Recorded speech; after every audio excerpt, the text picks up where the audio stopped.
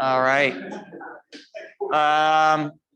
We will start with a bit of review from last time. We went over some features of bone last time. We what else did we talk about? Types of where kind of basic features of bone, red marrow and yellow marrow.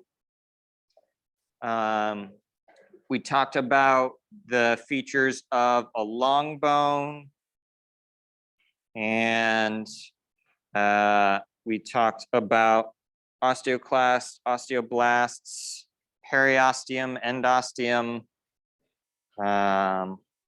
and then we talked about the anatomy of a flat bone, and we got into some initial features of a bone that you might be able to find. All right. Body, capitulum, condyle, and crest. Anyone have any lingering questions from last time?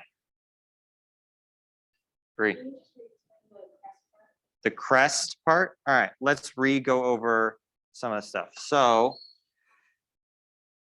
body, capitulum, condyle, and crest. You want specific explanation on crest.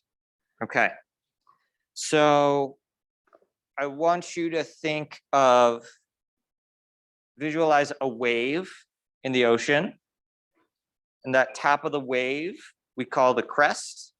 Similarly, when we have a bone that has a noticeable ridge, that's going to be a crest of a bone. So different anatomists will come to different agreements on what kind of bone feature and what isn't. And they have come to an agreement that the crest or the iliac crest right here on your pelvis should be called a crest and not a ridge. Make sense? Some of these you just have to memorize because anatomists like to play games as well. Osteoclast. Osteoclasts are types of bone cells that break down old bone. Osteoblasts build. Osteoclasts, I like to think of the C as like the Pac-Man, eating the old bone, making way for the osteoblasts to build up new bone, and osteocytes generate osteoclasts and blasts. So they're kind of like you can think of osteocytes as like the parents of osteoclasts and blasts, and then they differentiate into either an osteoclast or an osteoblast. They either build bone or they eat old bone. All right. Any other lingering questions from last time? Okay. We will get into some other bone features. We're going to start with epicondyle. So an epicondyle is going to be an eminence that is superior or adjacent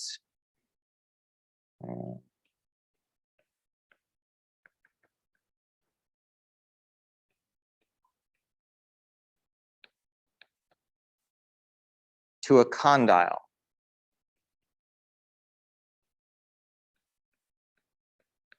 So typically, whenever you have a condyle, you will also have epicondyles.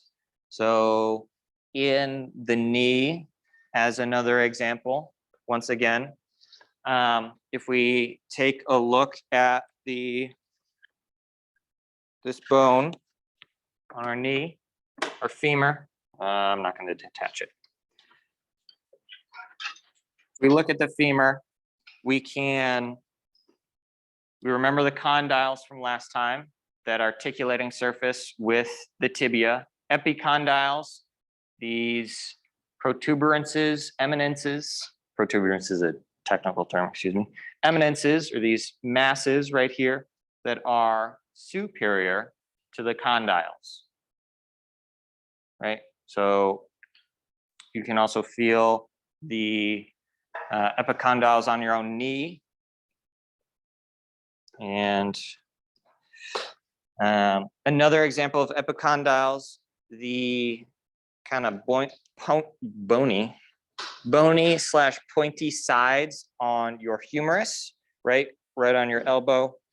You can feel your medial epicondyle. So remember where you felt that, felt your funny bone. The bone, if you put your hand right on the medial side of your elbow, the thing that's pointing out is going to be your epicondyle. And if we feel on the lateral side, is a bit harder to feel than the medial epicondyle. All right, eminence, superior or adjacent to a condyle. Then we have facet. A facet is a smooth, flat area where one bone articulates with another bone. So we have smooth, flat area.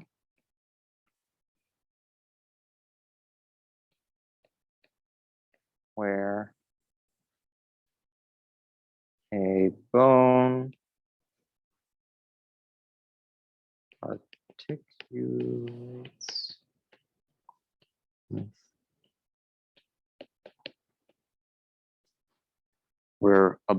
articulates with another. The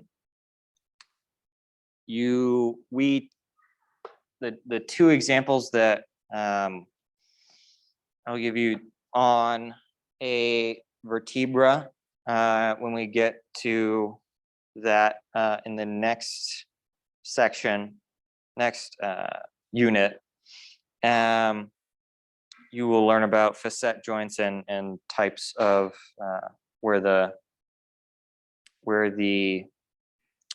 ribs articulate with the vertebrae in the back, and where the vertebrae articulate with one another. All right, that's a facet. Foramen. This one will. This one is found, I'll call it somewhat frequently, in the head. It is a passage through a bone. So you think of a hole.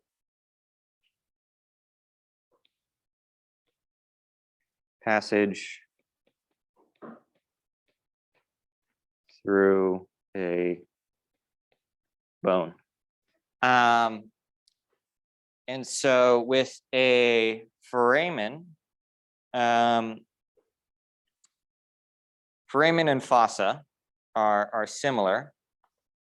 We'll give you fossa first, and then we'll give the differences. Fossa is going to be a hollow or depressed area of bone.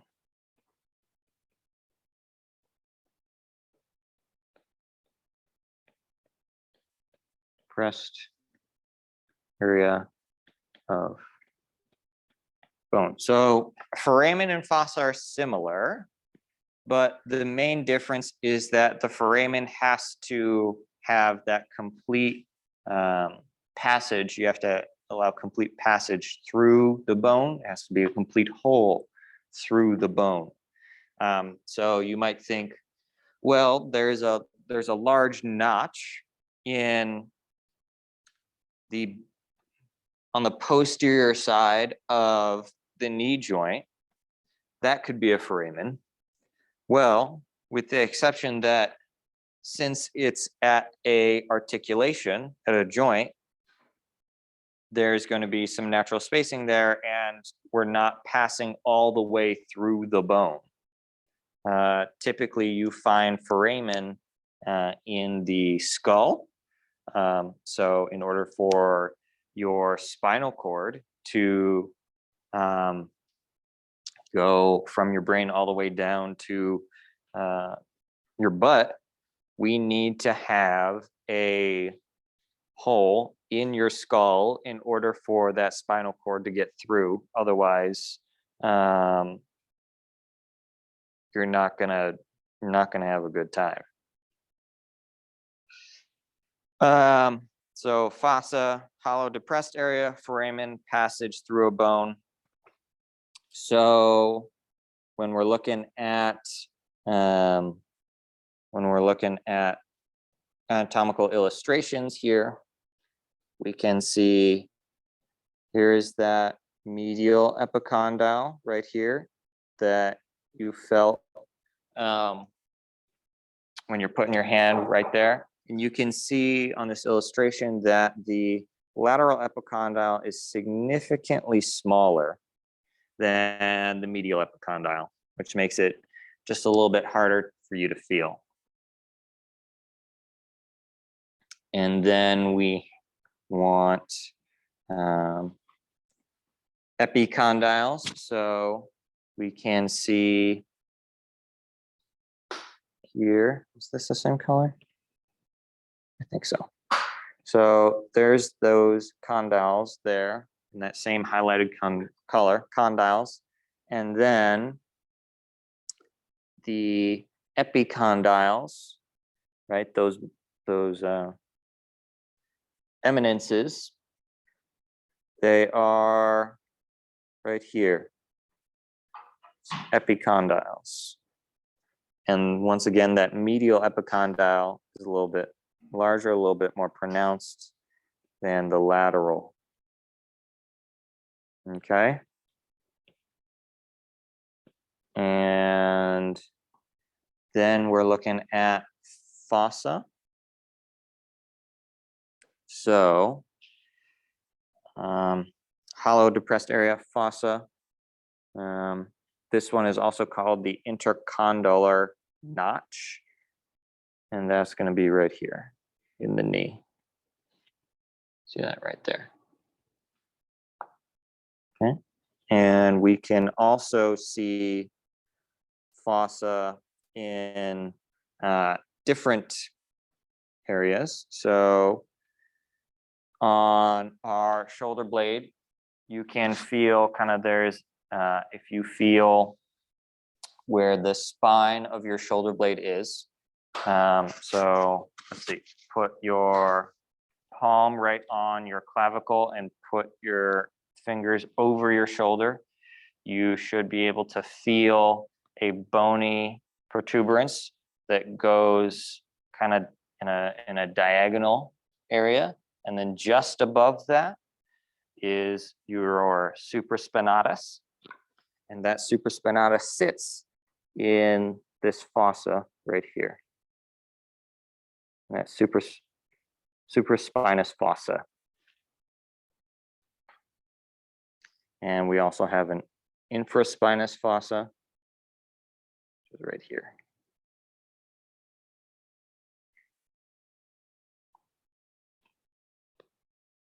All right. And then foramen. Foramen. So when we look at these vertebrae, we can see that hole right there. And that hole that's going through the vertebra is a foramen. Let's see. Let me snag a couple of vertebrae from the back.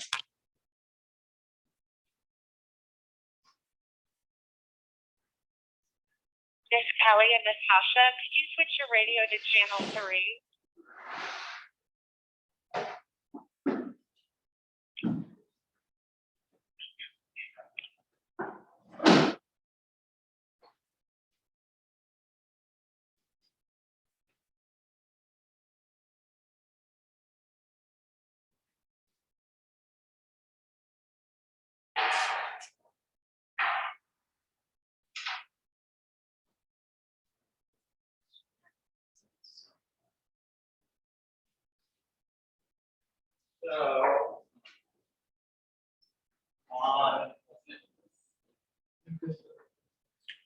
So on these vertebra, you should be able to put your finger through right here, that intervertebral fossa. That's where the spinal cord runs through. And what type of bone is this, Bree? You remember the bone classifications? What type of bone is a vertebra?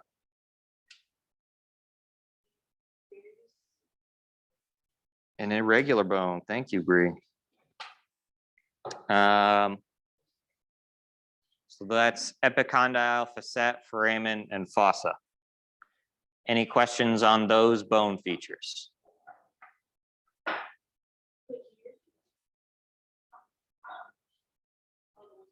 The ones that we just did. It's okay. I'd rather you ask questions than not.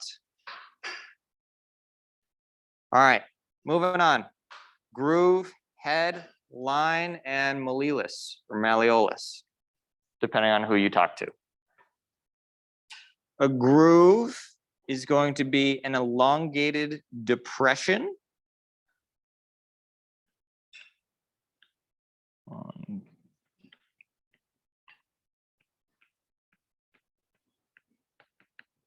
Elongated depression.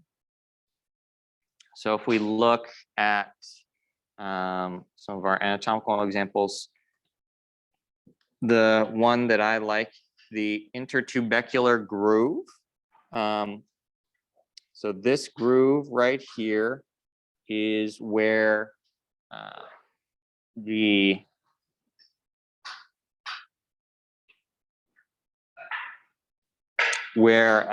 a head of the biceps runs through and is held captive. The long head of the biceps runs through this groove. Gentlemen, you want to let us in on what you're talking about? All of you? Some of you? No? All right. Thanks. Isabel. Is that a groove the same as a fossa? So they're similar, right? They're depressed areas, but the distinction is that a groove is going to be a little bit longer than a fossa. All right. It's groove. Then we're getting into a head. The definition of a head is going to be a large, round, articular end. Large, round, articular head. Okay. What size is this? That's good. So when we're looking at our examples, right here, we have another good one on the humerus. And I'll change this one. We have the head of the humerus right here. It's a large, round, articular head. Articular is just a fancy word for a part of bone that touches another bone or articulates, and it creates an articulation, creates a joint. Or articulation is another fancy way of saying joint. Anything else on head?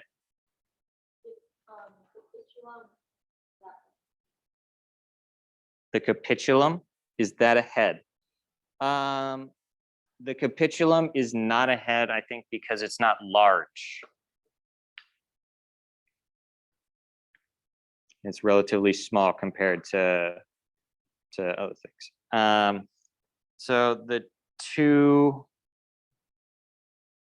two examples that I can think of off the top of my head are the head of the humerus and the head of the femur. Both are relatively large and have a nice rounded articular end. All right. Now we're getting into semantics here with anatomists. A line, a linear elevation,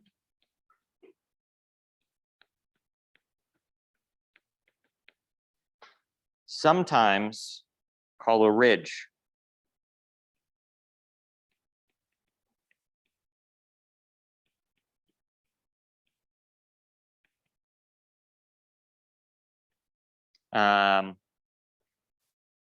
So the distinction for me and for you all, the distinction between line and ridge is not something we're gonna go over. You can think more generally, lines are not gonna be as pronounced as ridges or as crests. So from least noticeable to most notable, we have line at the bottom, we have ridge in the middle, and then we have crests at the top.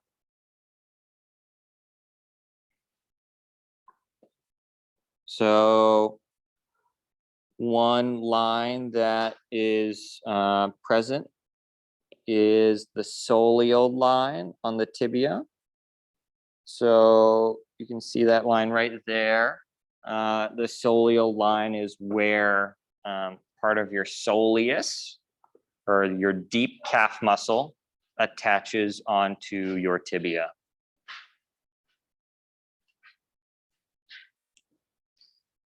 All right. And then last one, malleolus, malleolus, depending on who you talk to, is a rounded process.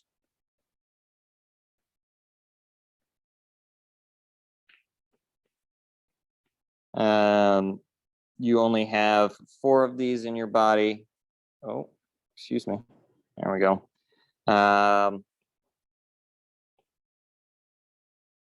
Once again, a theme being a lateral, or switching the theme. I don't know. We're not gonna go with theme. The lateral and medial malleolus, kind of right here on the sides of your ankle, those big bony protrusions, your malleoli. Any questions on malleoli?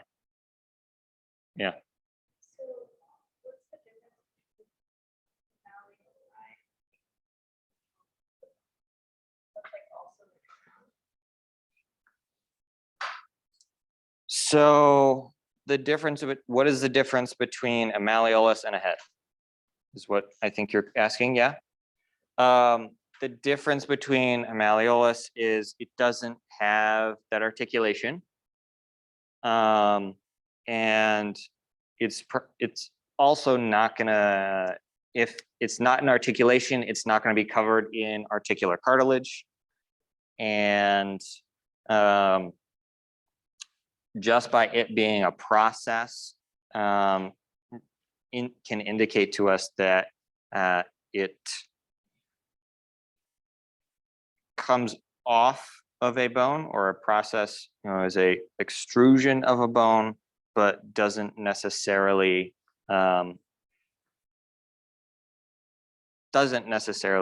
articulate with another bone.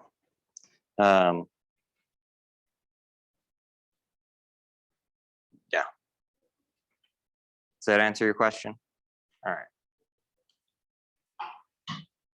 All right. Any questions on groove, head, line, or malleolus? Okay, moving on. Was it 20, 55, 25, 30, 5 more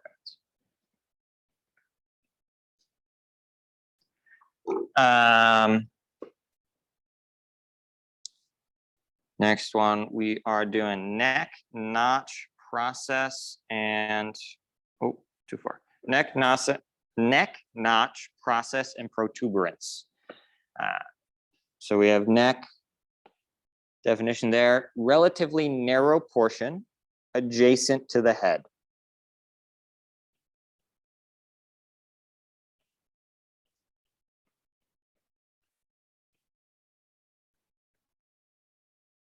E-N-T. So when we look at next, one, going back to the humerus has a couple of different necks. So it has a, it has a anatomical neck, which is right there, just distal to the articular head. And then it also has a surgical neck. And the reason why we classify as having two necks is, here, let's see, I have it in my other presentation here. For sports med.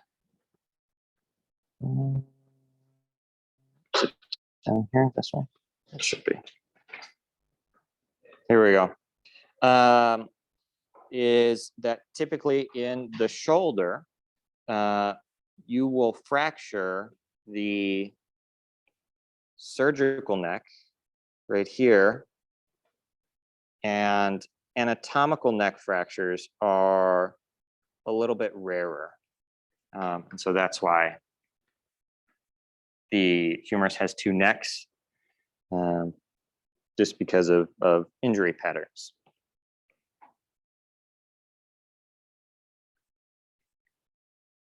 All right. That's neck. Notch, indentation at the edge of a bone. So, indentation.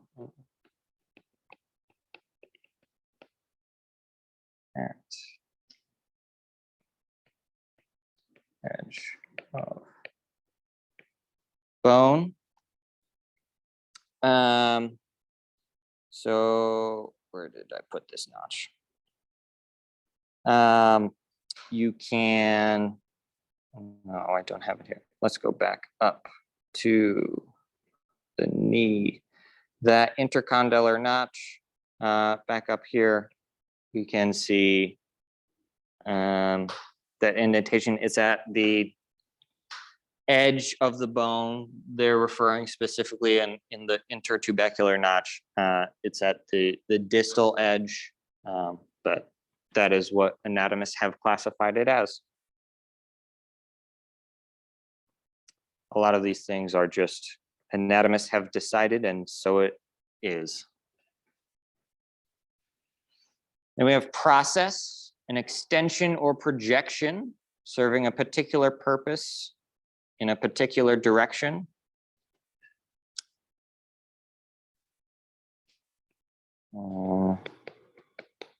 Extension or projection.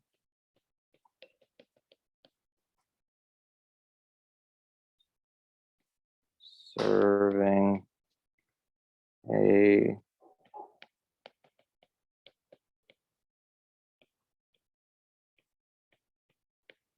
particular purpose in a particular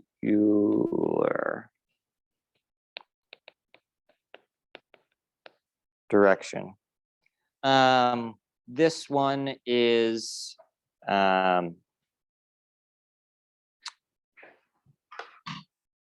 more so up to, in my opinion, more so up to interpretation.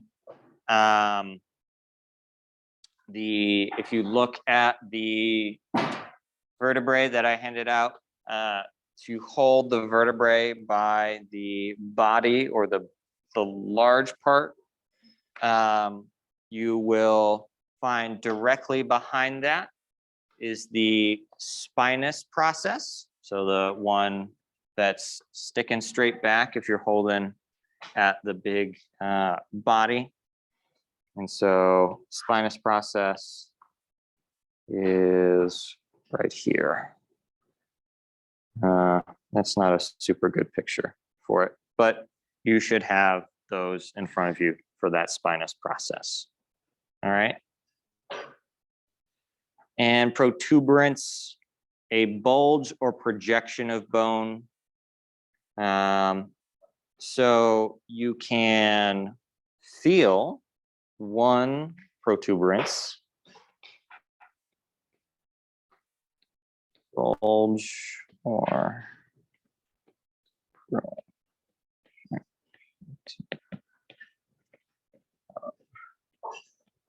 so you can feel one protuberance on the back of your head. So if you feel, put your hands just right behind your head, you should be able to feel a pointy part of your skull sticking up. So I have my hands kind of right here in the middle of my skull. I can feel that bony projection right back there. That's called your external occipital protuberance. Everyone feel that? Yeah, it's a little lump back there. So, yeah. So if you're putting your hand, you're moving it up and down, you can feel that protuberance. Did I have a protuberance on here? I don't think I did. All right. Any questions on these 4 bone features? All right. I'm going to give you all now 5 minutes. Come back in 5 and we will regroup. All right. Getting back into it. We're now looking at shaft, spine, trochanter, and trochlea. Shaft is going to be the body of a long bone. Oh, that's terrible handwriting. It's okay. So when we're looking at stuff like this, here we can see the femur is the middle bone, shaft is right here.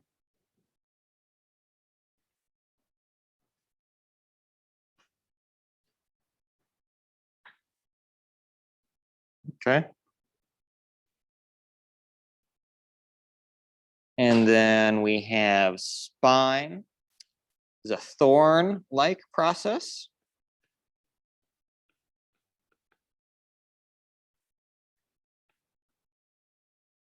So once again, if you're feeling your shoulder, you put your hand on your shoulder, feeling that angled bony feature on your shoulder blade. That is going to be the spine of your scapula.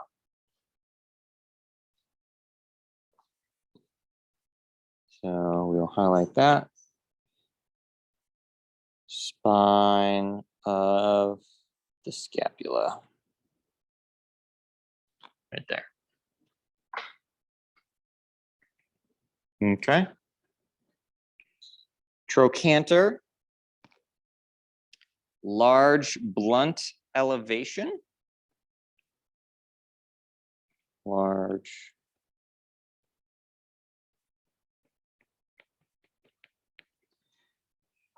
So the difference between, say, a trochanter and a, what am I thinking? Epicondyle is going to be, they don't necessarily have to be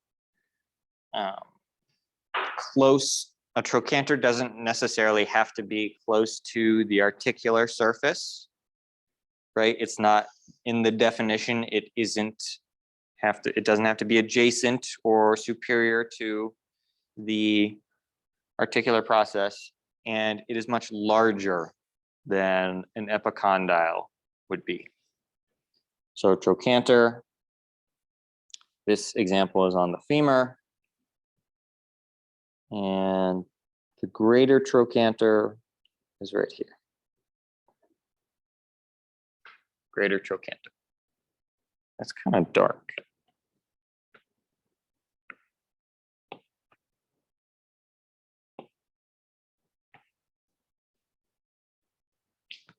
That's better. Greater trochanter. Last one, trochlea. Spool-like articular process that acts as a pulley. Spool-like articular process that acts like a pulley. So the trochlea on the humerus, when we have the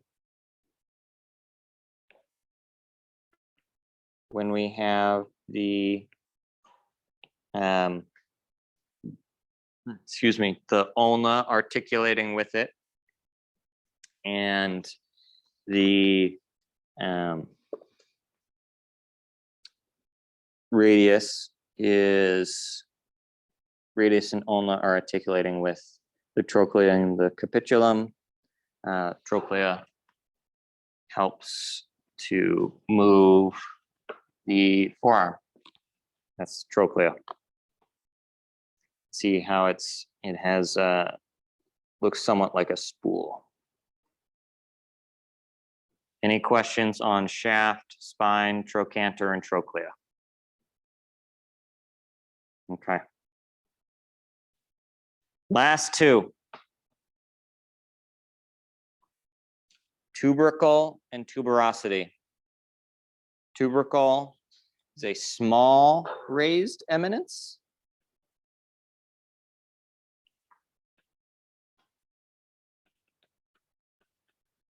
And tuberosity, large round elevation.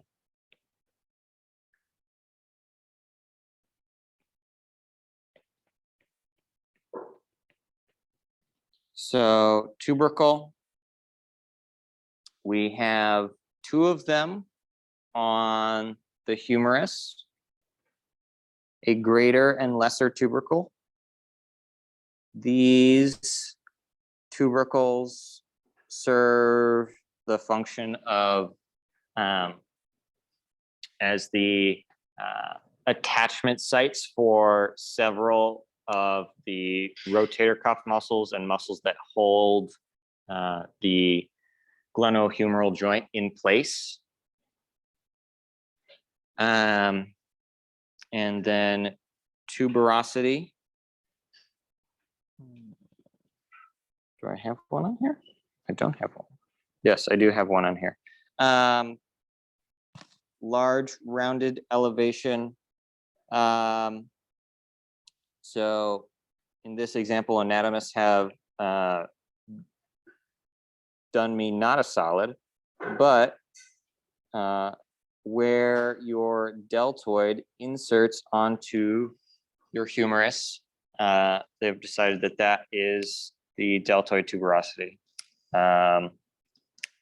There's also do I have an example in here?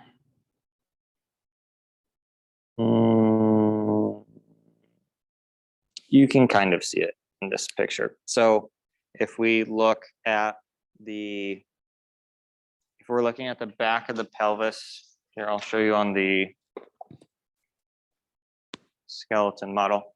Another tuberosity that we have is the ischial tuberosity. And so you can see this large rounded structure right here on the pelvis. It fits a little bit better with that definition of tuberosity. Okay, we have two of them right here. These serve as the origin sites for the hamstring muscles. Okay, so tuberosities, They're on that posterior side, right there.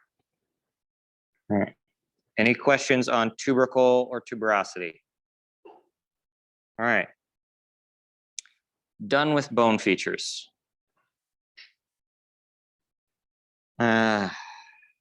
Let's bone cells.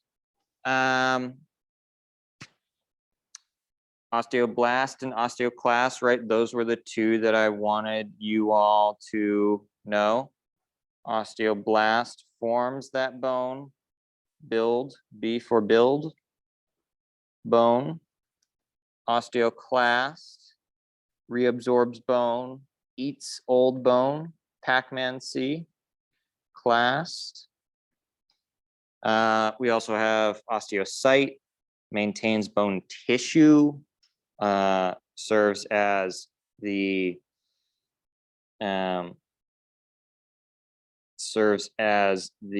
undeveloped osteoclasts and osteoblasts. Osteogenic cells, same thing. Or osteocyte maintains the bone tissue, osteogenic cell forms osteoblasts or osteoclasts. Yeah, two that I want you to know, osteoblasts and osteoclasts. 1, 2. So we'll give this a half star. All right. So now we're looking at bone density. So when you age, or if you aren't as active, you can have variations in your bone density, right? If we examine bones, there's obviously different densities within that same bone. So you'll have the compact bone, right? You'll have the compact bone here. And you'll also have the spongy bone right here. Spongy bone. But if we say compare a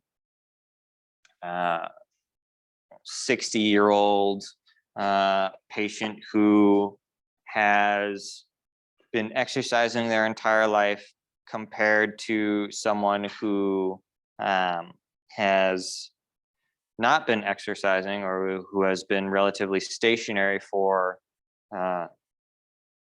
in comparison to this active person, their bone densities will be different because tissue responds to imposed demands. So if you consistently stress tissue, it's going to build up additional tissue in order to adapt to that stress, in order to absorb that stress, in order to maintain good function. And so in patients with osteoporosis, we will have this decreased bone density compared to normal bone, right? And you can see the differences between these two examples on how that bone density is reduced, and how the bottom bone may not be able to absorb as much force as the top bone. Isabel. Is that affecting the spongy bone or just all of it? Typically, it affects the spongy bone. I am unaware of if it affects compact bone, but I think, high level 10,000 foot view, you're going to have less dense bone if you are less active, or if you have something like osteoporosis. Any other questions on bone density? All right. Then if we take a cross section of compact bone, right, we can see different areas, different specific structures that are in compact bone. We have these concentric circles that form around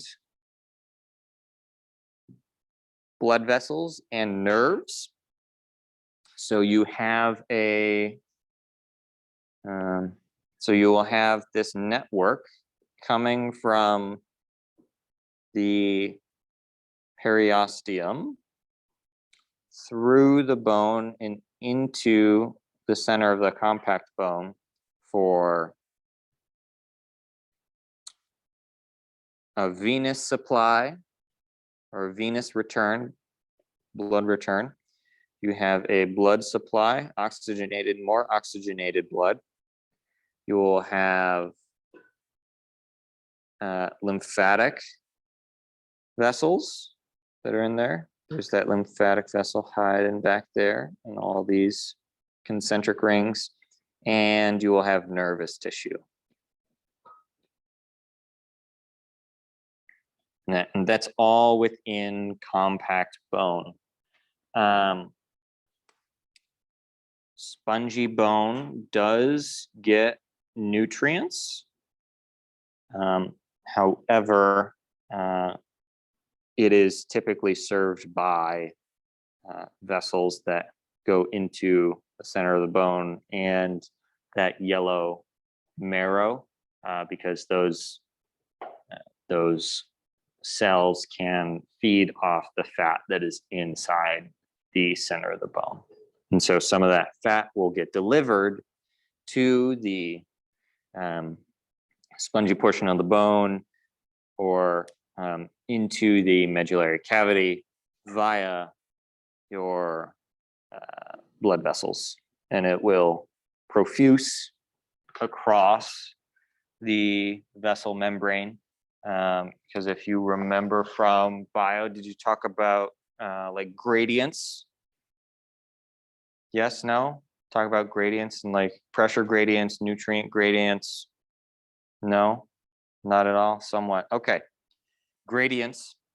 I want you to think of if you fill up a balloon, if you blow a balloon, right? There is higher pressure inside of the balloon. And so there are forces that want to consistently normalize or be in homeostasis with everything, right? And so when you blow up that balloon, if you let go of the end, that higher pressure air wants to escape and normalize with the rest of the environment. And so same thing here, if there is less nutrients, if there is quote unquote less pressure in that medullary cavity, the nutrients will flow across the membrane to bring homeostasis and normalize so that they're relatively equal with one another. That makes sense? All right.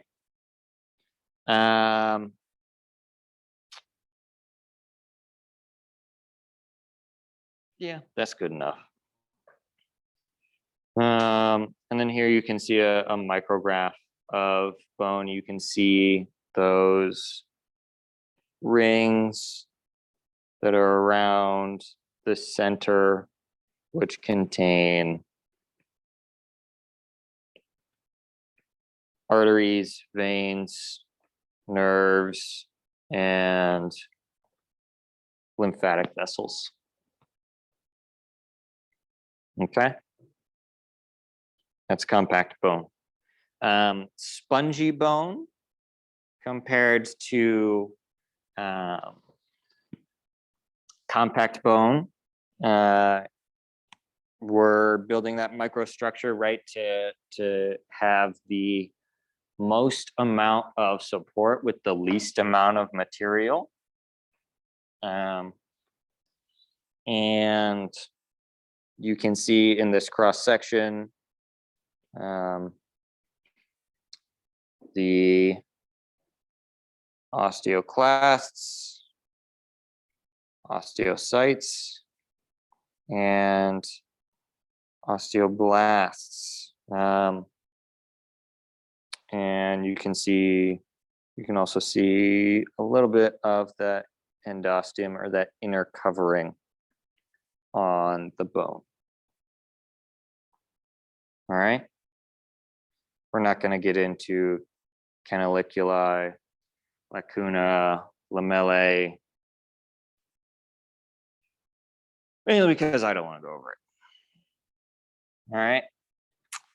So now what we're going to look at instead is bone ossification. So when you are born, your bones are relatively soft, made up of cartilage. And in order for you to have harder bone, it has to go through a process called ossification.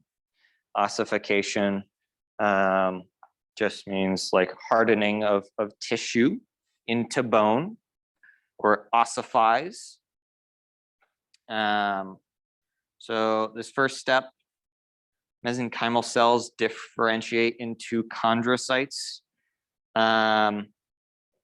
So remember, those mesenchymal cells are more stem cell-like in nature, and they differentiate into different types of cartilage.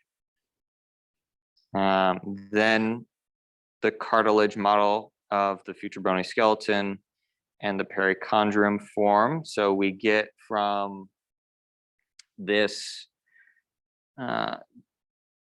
in these kind of first three stages, we have something that somewhat looks like the final product, but it's kind of just a rough sketch of what it should look like. We then start to get some capillaries that penetrate into the cartilage, and the perichondrium transforms into the periosteum, and then we start to get what's called the primary ossification center. And what we mean by primary ossification center is it is the primary area where cartilage will be turned into bone. So this is going to end up being your growth plates, those primary ossification centers. So then we get into step D here. Cartilage and chondrocytes continue to grow at the ends of bone. So what will end up happening is you will have simultaneously some, oh, that's the eraser, some very soft cartilage at the ends of bone. And you will also have some compact bone that is formed in the middle. So bones typically form from the middle out.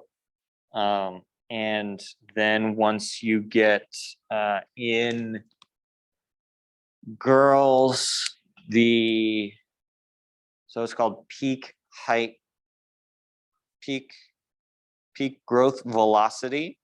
That peaks at around 14 to 16, with most girls stopping growing at about 16. And in boys, it's a little later, 15 to 18, if I call correctly. And so when you're growing from the middle out, you are also, you're growing essentially from that growth, excuse me, is much faster than growth that happens later, where it has to grow on the outside ring of the bone. And so by having, essentially you're growing from that cross section, growing up and out, whereas later in life, you'll just have that kind of outside. If we think of just bone as a circle, you'll only be able to grow from that outside ring as compared to kind of the whole disc of the bone. If we take a cross section. All right. Step E, secondary ossification centers develop. So in this bone, you can see another set of arteries and veins are coming in and doing kind of the same thing that we got in that third step right there. You will have essentially two areas where bone is ossifying. And then finally, you'll have some cartilage that remains at the articular surface, and you will also have a growth plate. All right. Brief overview. I'm not going to test you all on this.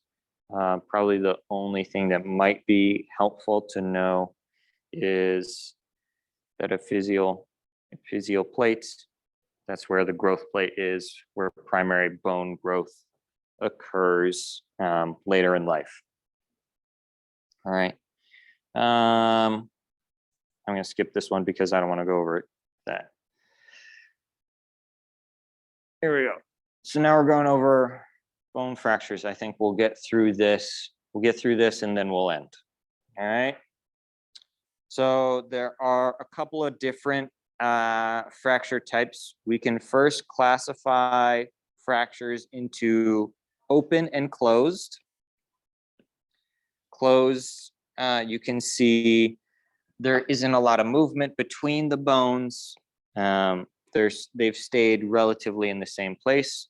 Open is going to be when one bone sticks out of the skin. So that is a open fracture.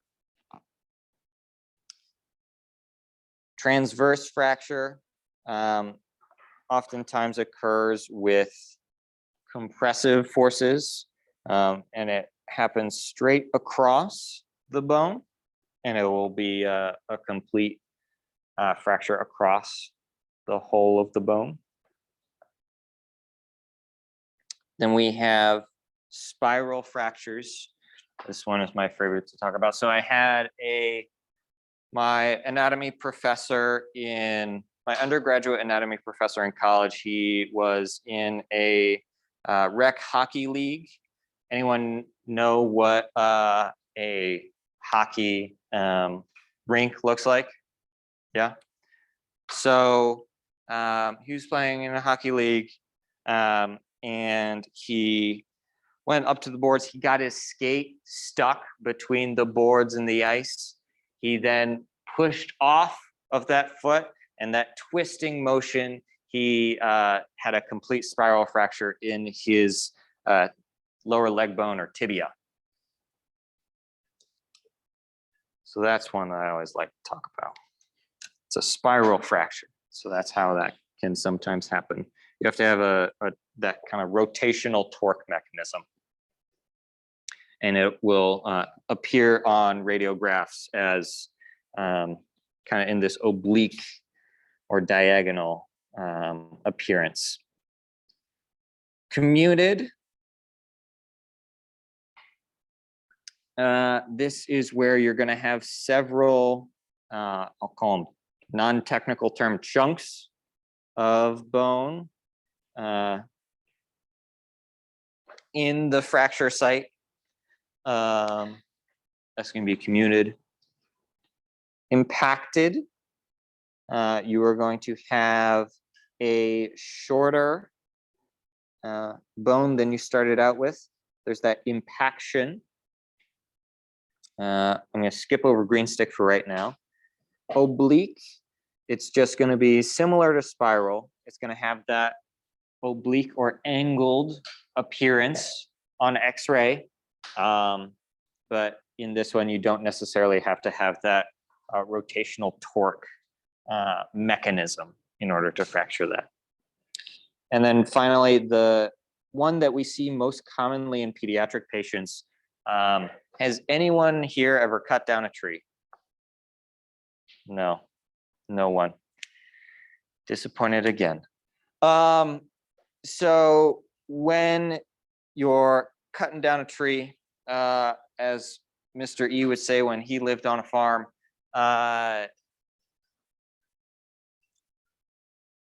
if you are breaking down the branch of a tree, if it is too green or has not dried out enough yet, what will happen is if you go to try and break it, not all of the fibers will break if you try to snap it in half. And so with a green stick fracture, typically in pediatric patients, when if they try to break, because their bones are still developing, because their bones are still quote unquote green, the fracture won't go all the way through the bone. And so that's why we call it a green stick fracture. Any questions on fracture types? All right. We'll end there today. The next lecture is overall review. I think I'm going to add 1 or 2 slides to the review. So if you tend to download the slides, don't download them yet. Have any questions, email me, and